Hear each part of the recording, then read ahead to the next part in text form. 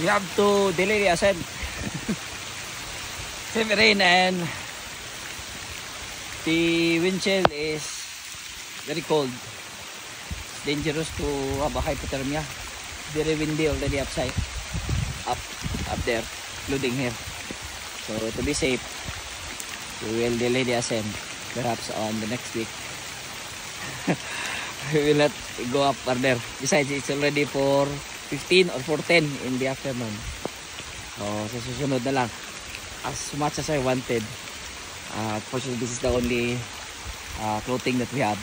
And it's dangerous to be up there and be caught by a strong wind and will end up on a hypothermic.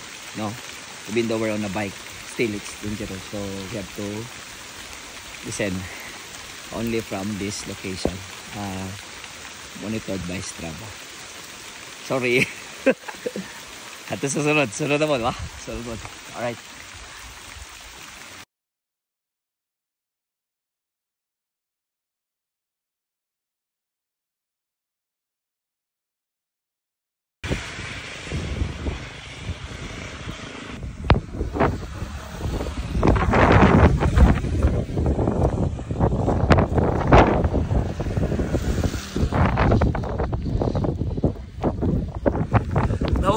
Zero visibility.